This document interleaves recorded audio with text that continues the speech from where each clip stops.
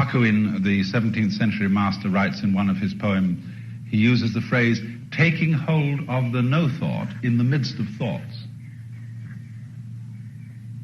So that means having a mind that is in a way like a mirror. Zhuangzi, the Chinese Taoist, said, the perfect man employs his mind as a mirror. It grasps nothing, it refuses nothing, it receives but does not keep. And so the poem says, the wild geese do not intend to cast their reflection. The water has no mind to retain their image. So it is a mind that has no attachments. Now, attachment is a word that has associations in English which doesn't quite give the Buddhist feeling for the meaning of the word. But the slang term that we now use, a hang-up, is the right translation for attachment. When you say a person's all hung up, or he has a particular hang-up, that is the Buddhist meaning of attachment.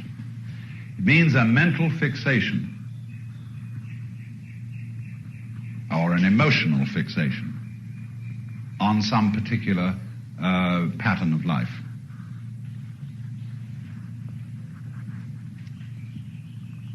So to get rid of hang-ups, one must first get rid of thinking. After you've got rid of it completely and have thereby revived the background, the mirror, as it were, the mirror mind, then you can go back to thinking, and you can think against the background perfectly comfortably and not get hung up on thinking. And so in this way, you get an extraordinary feeling of life going on as a single process all the time, which doesn't stick. You and it are all one, and it's got all kinds of differentiations within it, so that it doesn't become some sort of a formless blur, but it is sort of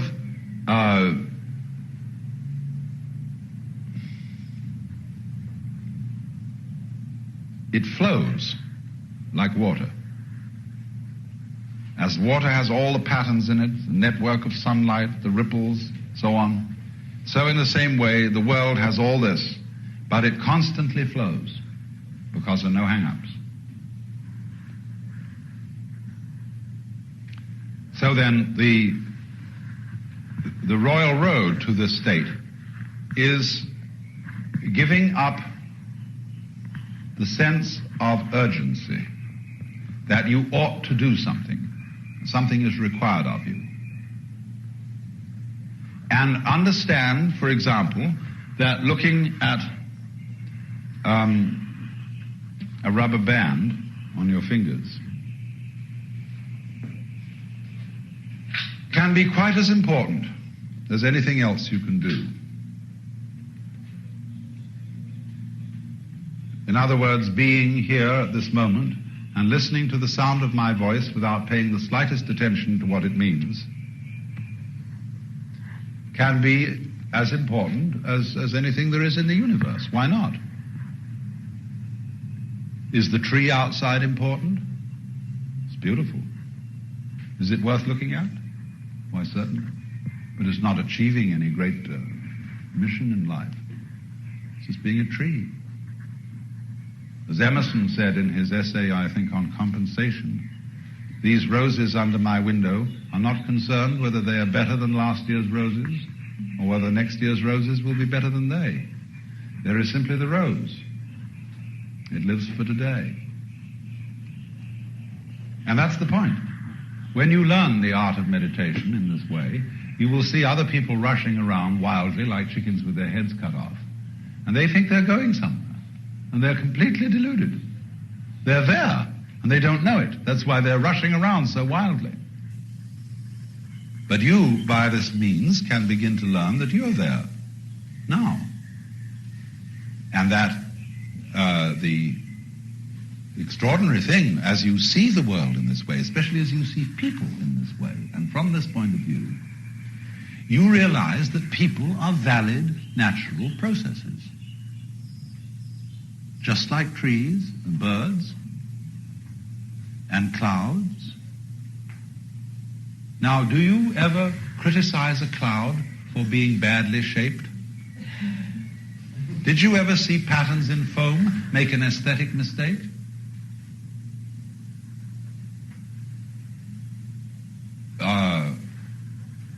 Well, no, one just doesn't. There was once an 18th century classicist, one of those people who enjoyed formal gardens and kind of Greek palaces, who criticized the stars for not being symmetrically arranged. But that would never occur to us today. We don't want to see our stars in wretched geometrical patterns. We love to see the scatter of them and the curious groupings through the sky in a marvelous, irregular order, a marvelous, orderless order, you might call it. The funny thing about clouds and stars and mountains and all natural outlines is that they're beautiful, and we know that they have a quality which distinguishes them from being messes. When you know a mess when you see it. But these things don't apparently make messes. So in a way, human beings don't either. And when you see human life as something that is just the same kind of thing as the shape of a tree or a cloud or like that, you stop judging it. And you have to know that about yourself. And this is the beginning of everything. This is the beginning of every kind of wisdom. To see that you really don't have to go anywhere. You don't have to get any better than you are, because with all your defects, your selfishness, your neuroses, your sicknesses and everything, well, fish have neuroses and sicknesses and so on, and so do plants. You've often seen plants that have got bumps on them or some queer little diseases and so on. And they all have those sort of troubles. That's life. But when you realize that you are an authentic projection of the universe, just as you are at this moment, then there's nowhere to go, there's no need to do anything. And out of that peace comes energy. Real energy, instead of phony energy, which is trying to lift yourself up by your own bootstraps. The usual kind of human energy, which gets progressively nowhere with more and more busyness.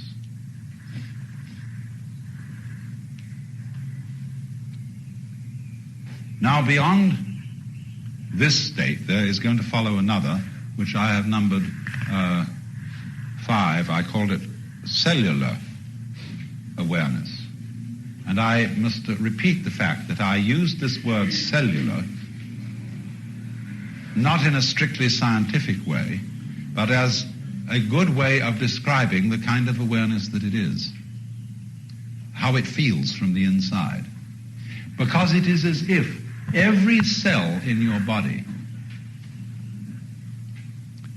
became alive.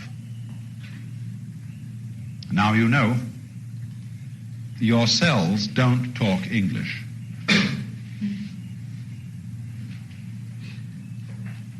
But they are a very, very subtly and highly organized things. If you've ever seen a model of a living cell, you've seen the most fantastic object. And those cells are engaged in all sorts of activities.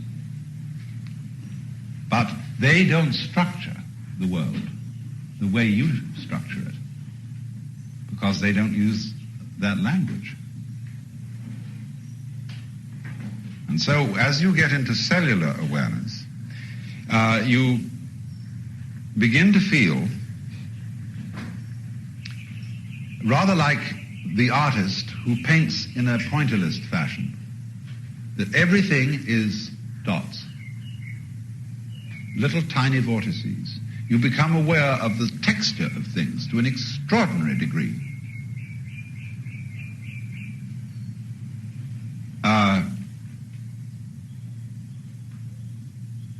it's almost as if the world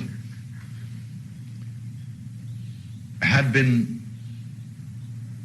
photographed through a screen which put into the senses a feeling of intense detail, as if every one of your nerve ends was now detected in sending its separate message to the brain. And so this makes the world look highly textured. There are no more such things as blank green or blank white or spaces. All space is rich. And that is what those painters are representing in doing spaces with dit of the brush like this.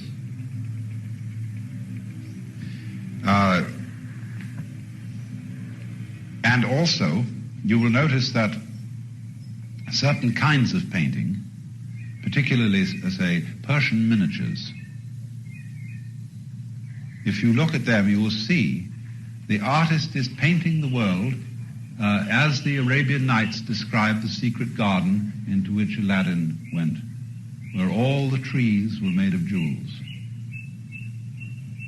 and where everything looked as precious as if it had been carved by a master carver. And they try with their art to give the impression that the more you look into the background, you see suddenly that the background of a pillar, the painter hasn't made it white. He's put a design into it, in white, but just a slightly different shade of white. Complex design. And you feel that within the design there is still another design. And that it has an infinitely carved, rich texture. This is why Oriental art, in general, you find this among the Chinese at a certain period. You find it constantly in India. You find it in Persia. You find it in the Moorish work. And you find it, too, in early Celtic manuscripts, like the Book of Kells, the Lindisfarne Gospels, and so on. This fascination with what seems to be a world of infinite detail.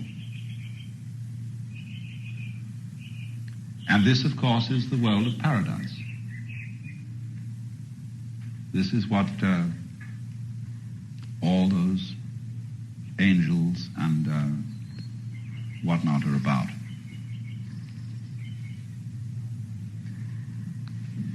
Now, from cellular consciousness, you can pass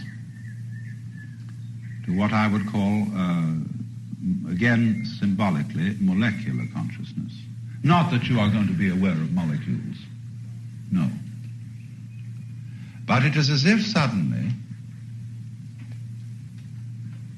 this is the state which Buddhists, or part of the state which the Buddhists call suchness.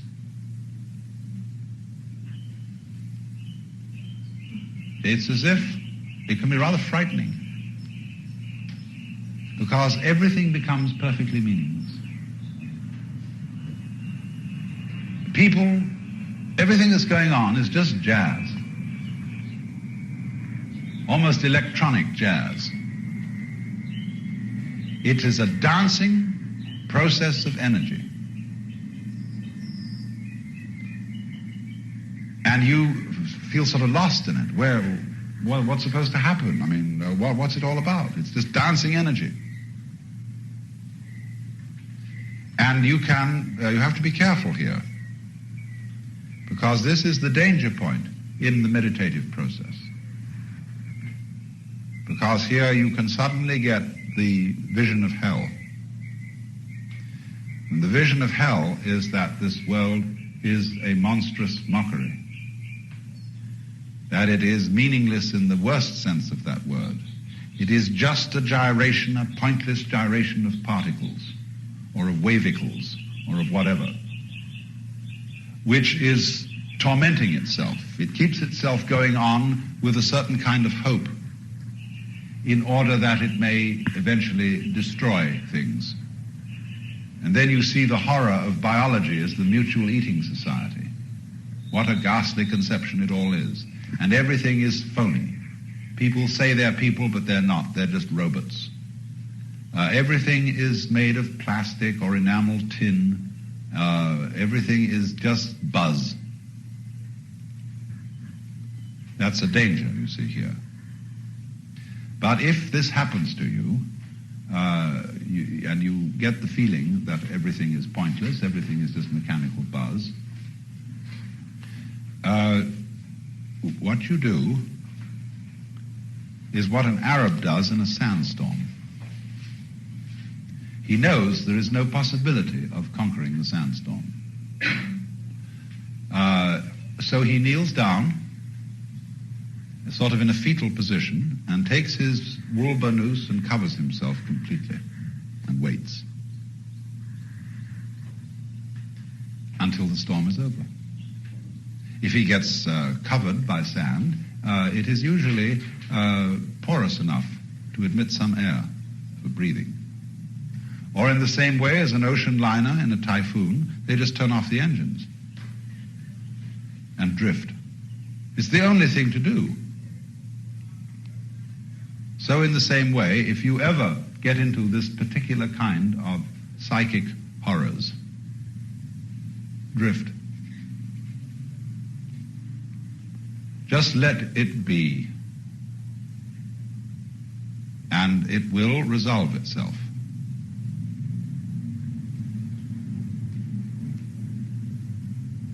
And it's important to go through that state in a way.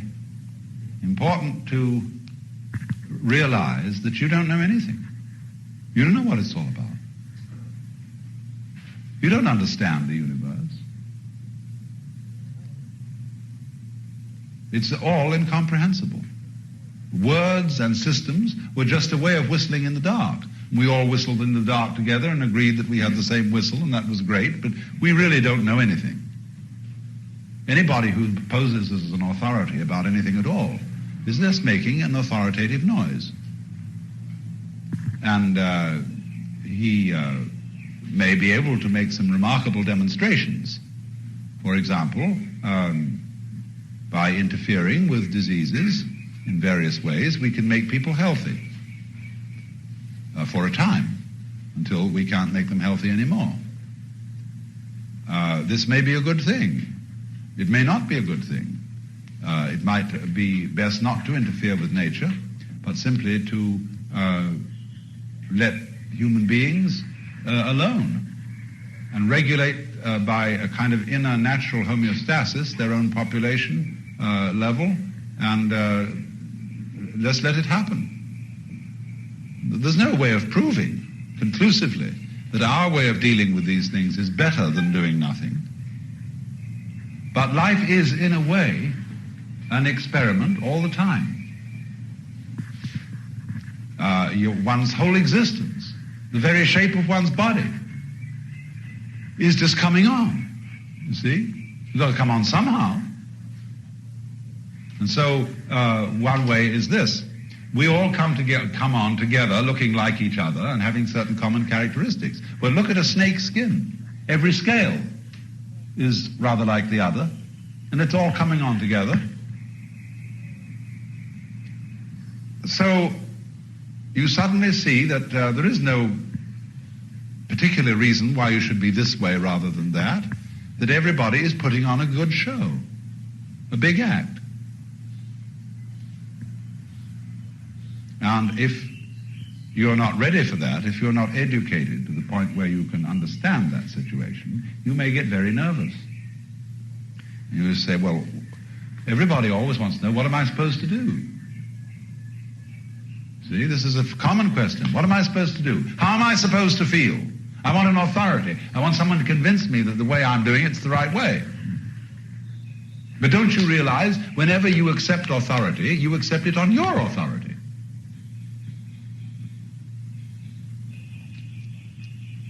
You say, I believe the Bible. Because why do you believe the Bible? Because Jesus says in the Bible that we should believe the Bible. Yeah, but it's your opinion that is an opinion to be accepted. It's on your own authority. You create the power of your own teacher. And you create the power of your own government. That's the saying, the people gets what government it deserves. And if you don't like it and you don't overthrow it, well, then that's your problem. But always, you see, authority springs from you. So